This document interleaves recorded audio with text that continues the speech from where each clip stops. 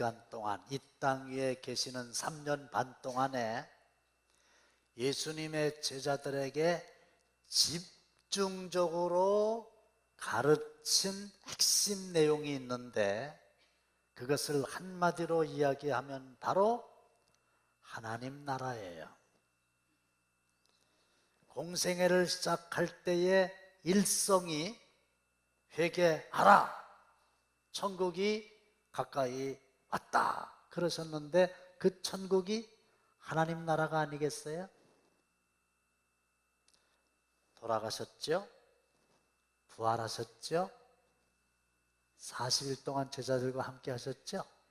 그런데 그 40일 동안 계시면서도 집중적으로 제자들에게 가르친 내용이 있으니 그게 뭘까요? 시작! 그가 고난받으신 후에 또한 그들에게 확실한 많은 증거로 친히 살아계심을 나타내사 40일 동안 그들에게 보이시며 하나님 나라의 일을 말씀하시니라. 부활하신 후에도 40일 동안에 하나님 나라의 일을 말씀하신 거예요. 그러니까 예수님의 마음의 꿈은 온통 하나님의 나라로 가득했던 겁니다. 그런데 오늘 본문 6절을 보시면 제자들의 꿈은 예수님의 꿈과 달랐다는 것을 알 수 있어요. 시작! 그들이 모였을 때에 예수께 여쭈어 이르되 주께서 이스라엘 나라를 회복하심이 이때니까. 지금 예수님이 40일을 다 채우시고 제자들을 이 땅에 두고 승천하시기 직전이에요. 그런데 그 중요하고 절묘한 아주 마지막 시점에 이 제자들이 궁금한 게 하나 있어가지고 예수님께 여쭈는데, 이스라엘 나라를 회복하는 게 이때입니까? 이렇게 묻습니다. 아유, 우리 같으면요 놀랬을 거예요. 왜 그러냐고요? 방금 말씀드렸잖아요. 공생의 내내 하나님 나라의 말씀을 가르쳤고, 또 부활하셔서 40일 동안 하나님 나라에 대해서 보충 수업까지 마치고, 이제 마무리를 딱 할 시점에 그들의 입에서 나온 얘기는 하나님의 나라가 아니고 이스라엘 나라를 얘기하는 거예요.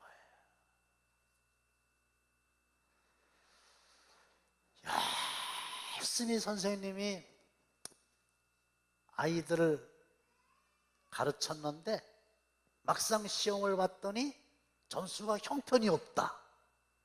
그럴 때 그 선생님이 얼마나 놀라겠어요. 지금 그런 심정입니다.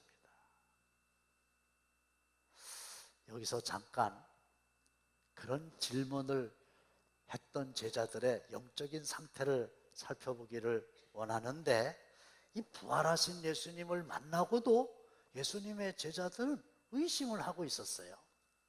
마태복음입니다. 시작! 11 제자가 갈릴리에 가서 예수께서 지시하신 산에 이르러 예수를 배웠고, 이때 예수님은 부활하신 예수님이에요. 예수님의 제자들이 부활하신 예수님을 자기의 두 눈으로 똑똑히 보고 손으로 만지고요, 주님의 말씀을 귀로 듣고요, 주님이 고기 구워주시는 거 입으로 먹고요, 이랬어요. 그런데 예수님을 육신의 두 눈으로 확실하게 봤던 그 제자들 중에서 아직도 의심하는 사람이 있더라. 이 말은 오늘 부활절을 맞이하는 우리들의 마음속에도 얼마든지 의심이 있을 수 있다는 것을 짐작하게 합니다. 또 부활하신 예수님을 만나고도 믿지 못하는 사람들이 있었어요. 마가복음이지요. 시작! 그 후에 그들 중 두 사람이 걸어서 시골로 갈 때 예수께서 다른 모양으로 그들에게 나타나시니 두 사람이 가서 남은 제자들에게 알리었으되 역시 믿지 아니하니라. 여기서 다른 모양으로 나타나셨다고 그랬죠? 부활의 예수님이 나타나신 거예요. 그래서 깜짝 놀라고 막 제자들에게 가가지고 예수님이 다시 살아나셨다고, 예수님이 부활하셨다고, 내가 그 예수님을 봤다고 얘기를 하는데요. 어떻게 했어요? 역시 믿지 않는 거예요. 그러면 두 눈으로 똑똑히 본 제자들도 예수를 믿지 않았다면 2000년 후에 우리들 중에서도 오늘 부활절 할렐루야 예수 부활하셨네 찬양했지만 계란 갖다 놓고 행사하지만은 예수를 믿지 못하는 사람들이 얼마든지 있을 수 있다는 거예요. 부활하신 예수님을 만나고도 벌벌 떨고 두려워하고 있어요. 누가복음 24장입니다. 시작. 이 말을 할 때에 예수께서 친히 그들 가운데 서서 이르시되 너희에게 평강이 있을지어다 하시니 그들이 놀라고 무서워하여 그 보는 것을 영으로 생각하는지라. 예수께서 이르시되 어찌하여 두려워하며 어찌하여 마음에 의심이 일어나느냐. 부활하신 예수님을 만났는데도요 아직도 마음속에 두려움이 있는 거예요. 근데 우리는 솔직히 육신의 눈으로 예수님을 보지 못했잖아요. 그러면 우리들의 마음속에도 여전히 지금 두려움이 있을 수 있다는 거지요. 이처럼 예수님께서는 하나님의 나라, 하나님의 나라 집중적으로 가르쳤는데 의심하지요, 믿지 못하지요, 두려워하지요. 그러니까 아주 중요한 시점에 하나님 나라에 대한 얘기가 나오는 게 아니라 이스라엘 나라에 대한 얘기가 나오는 거예요. 어떻게 하면 좋대요? 하나님의 나라는 영적인 나라고 이스라엘 나라는 이 땅 위에 세워진 육적인 나라고 하나님의 나라는 영원한 나라고 지금 제자들이 꿈꾸는 이스라엘 나라는 이 땅 위에서 살아가는 날 동안에만 필요한 한계가 있는 나라고 하나님의 나라는 복음을 전해서 확장되는 거고 제자들의 이스라엘 나라의 그 실상은 전쟁을 해서 로마를 무찔러야만 확보되는 나라고 하나님의 나라는 누구든지 회개하고 거듭나면 들어갈 수 있는 나라인데 이 이스라엘의 제자들이 꿈꾸는 나라는 이스라엘 민족으로 태어나야만 조국이 되는 그런 나라란 말이에요. 너무 달라도 너무 다른 거예요. 그러니까 예수님이 내가 3년 동안 헛수고했구나 이렇게 낙심할 수밖에 없는 상황인데 놀라운 거는 예수님이 책망도 안 하시고 별로 놀라지도 아니하시고 그냥 그런 시원찮기 짝이 없는 제자들을 두고 승천하시기 직전에 해결책을 말씀하세요. 내가 너희들 마음속에 의심하고 너희들 마음속에 불신하고 너희들 마음속에 두려움이 가득하고 하나님 나라와 이스라엘 나라도 구별하지 못하는 영적인 무지인 것을 내가 안다. 그러나 나는 해결책이 있다. 뭐예요? 4절입니다. 시작. 사도와 함께 모이사 그들에게 분부하여 이르시되 예루살렘을 떠나지 말고 내게서 들은 바 아버지께서 약속하신 것을 기다려라. 아버지께서 약속하신 게 뭡니까?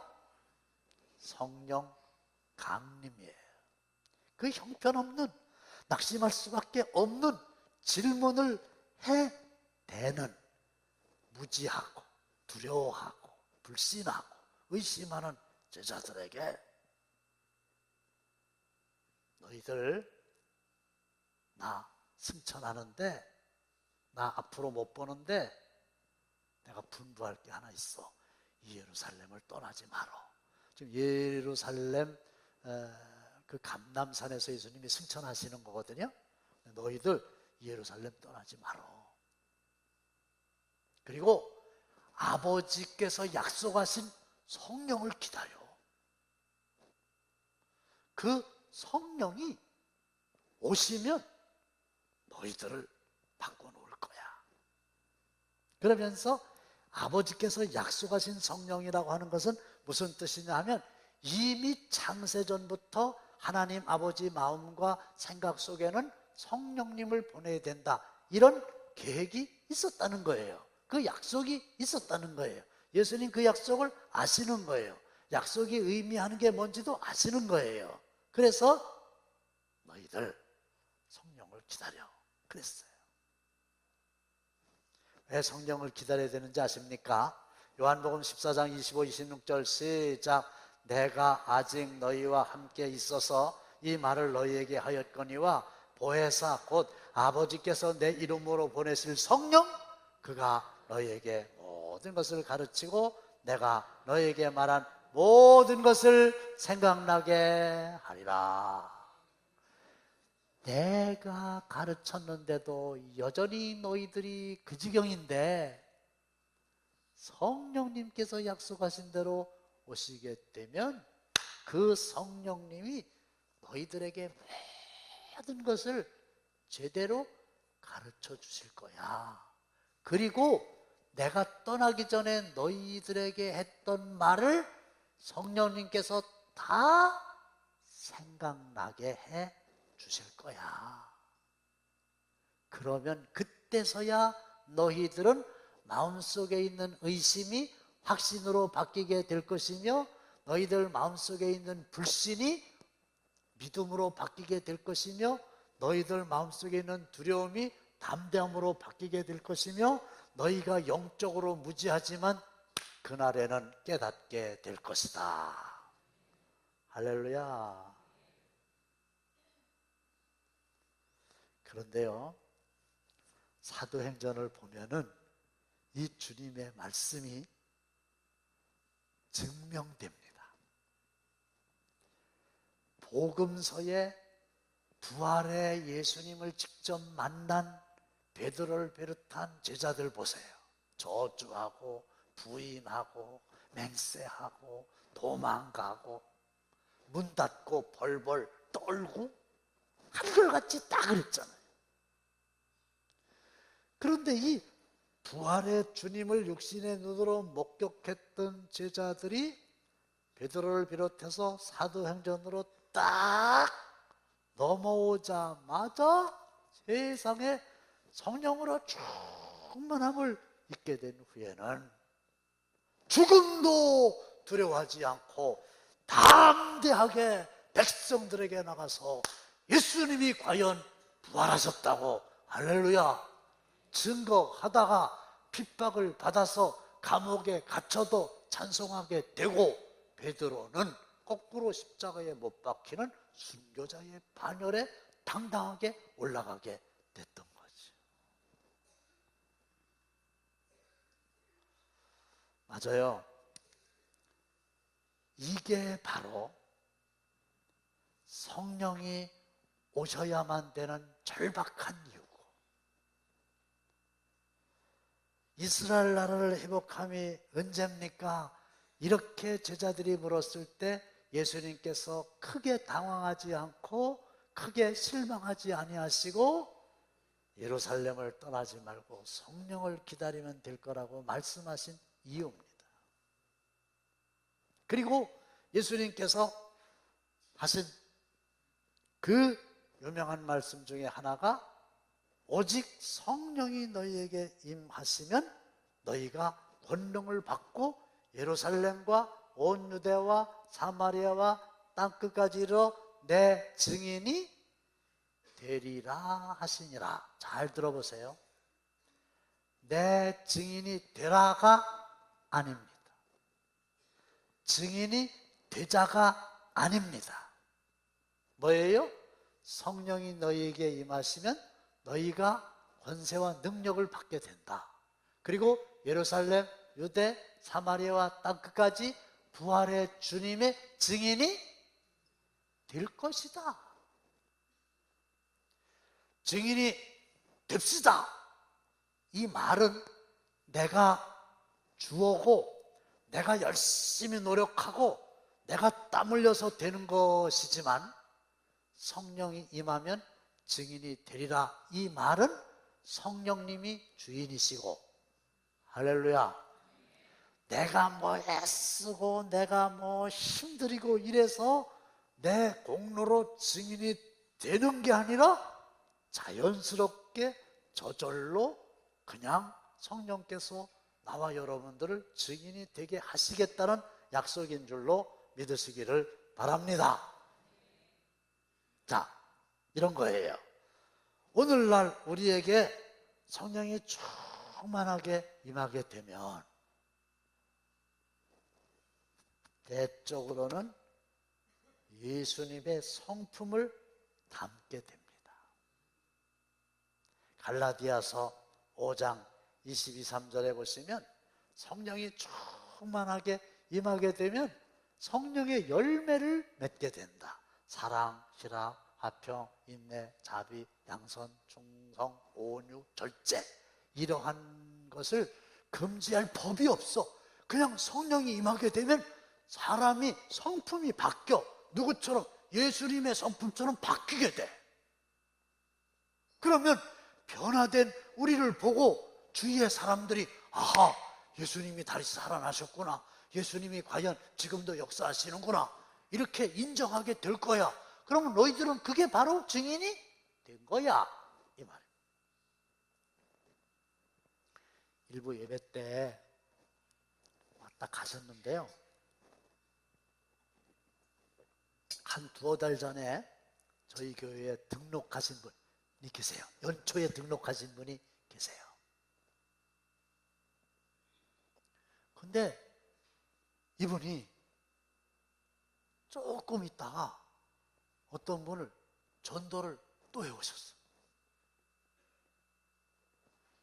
조금 있다가 또 전도되어 오신 분이 또 다른 분을 전도 또 했어요. 누군지 아세요?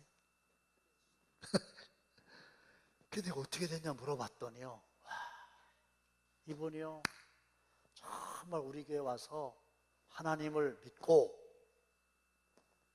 말씀을 듣고요 너무 좋았다고 그러고, 그리고요 사람이 완전히 바뀐 거예요. 누가 그렇게 해주신 거예요? 하나님의 영이 그걸 완전히 바꿔놓으신 거예요. 그러니까 주위에 있는 사람들이 저 사람 어떻게 저렇게 바뀐 거야? 어떻게 저렇게 바뀌었대요?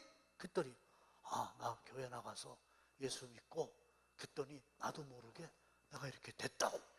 그러니까 그 삶 자체가 증인이 된 거란 말이에요. 성령에 의해서. 할렐루야. 우리도요 부활의 주님을 만나도 소용없어요. 육신으로 만난 제자들도 의심하고 부인하고 불신하고 두려워하고 무지했는데 오늘의 우리와 얘기하면 뭐예요? 그렇지만 성령이 충만하게 임하게 될 때에 성령으로 말미암아 우리가 성품이 예수를 닮을 정도로 바뀌게 되면 우리를 보고 세상의 모든 사람들이 주님이 부활하시고 주님이 살아계셨다 하는 것을 믿게 되는 증인이 저절로 될 줄로 믿으시기를 바랍니다. 그리고 성령이 충만하게 임하게 되면 갖가지의 능력이 외적으로 나타나게 됩니다. 지혜, 지식, 믿음, 병고침, 능력 행함, 예언, 영들 분별함, 방언 통역. 그래서 성령으로 말미암아 은사가 막 이렇게 나타나게 되면은 사람들이 그런 사람들을 보고 저 사람을 보니까 하나님이 살아계셔, 주님이 살아계셔, 이렇게 된다는 거예요. 하다못해 은사 중에 방언의 은사만 해도 예수 믿지 않던 사람들이 어떻게 그걸 하게 되는 거야? 내 힘으로 하는 게 아니야, 성령의 은사야, 성령이 나타나는 게 이렇게 된 거예요. 그래, 하나님 살아계시네, 이렇게 되는. 일부 예배 때 우리 권사님 왔다 가셨는데요, 주일날 저를 찾아오셨어요. 한 달 전이네요. 뭘 내놓으셔요. 뭡니까? 제가 칠순인데요. 아들, 딸이 돈을 줬어요. 해외여행 가라고 줬어요. 이만큼 가져오셨어요. 그거 왜 가져오셨어요? 제가 기도해 보니까 하나님이 이거 정말 돈이 꼭 필요한 사람에게, 특별히 병원을 가고 싶을 때도 가지 못하는 사람들에게 쓰라고 이렇게 말씀하셔서 가져왔어요. 저 뒤로 넘어지는 줄 알았어요. 돈이 많아서 넘어진 게 아니라, 이따 3부에 오실 거예요. 며칠 전에 어떤 분이 제 방에 오셔갖고, 목사님 저 좀 살려주세요. 이런저런 병이 많아가지고 병원에 가려고 해도 갈 수도 없어요. 그런 적이 며칠 안 됐는데 그 후에 그런 일이 딱 일어나. 누가 하신 겁니까? 하나님이 하신 거예요. 그 몇백만 원 그거 제가 가져오라고 해도 안 갖고 와요. 누가 가져오겠어요? 물론 가져오라 소리도 안 하지만 가져오라 해도 그게 가져와집니까? 지금 5천 원짜리도 살까 말까 지금 망설이고 있는데 성령님이 하신 거란 말이에요. 그런 걸 보면은 와! 주님은 살아계시는구나. 할렐루야. 하나님이 역사하시는구나. 거룩한 영이 역사하시는구나. 이렇게 된다는 거예요. 오늘 말씀을 맺습니다. 우리도 그들처럼, 지금도 그때처럼 성령으로 말미암아 부활하신 예수님의 증인이 되시기를 바랍니다. 믿음으로 부활의 주님을 만나는 은혜가 임하시기를 바랍니다. 혹시 부활절 예배를 드리면서도 마음속에 의심과 불신과 두려움이 가득한가요? 이럴 경우에 부활의 예수님께서 약속하신 대로 성령을 받으면 의심은 확신으로, 불신은 믿음으로, 두려움은 담대함으로, 무지는 깨달음으로 바뀌어지게 되고, 변화된 나의 삶은 부활의 증인의 삶을 살게 될 줄로 믿습니다. 우리 잠깐 기도하기를 원합니다. 부활의 첫 열매가 되어주신 예수 그리스도의 은혜와 사랑하시되 영원토록 사랑하시는 하나님의 그 극진하신 사랑하심과 의심을 확신으로, 불신을 믿음으로, 두려움을 담대함으로, 무지를 깨달음으로 바꾸어 주시는 성령님의 역사가 부활절 연합예배 드리는 사랑하는 모든 성도들의 머리 위에, 그리고 절기 헌금을 비롯한 귀한 물질 아버지 앞에 정성껏 봉헌하는 사랑하는 성도들의 손길 위에 영원토록 함께 하시기를 간절히 축원하옵나이다. 아멘.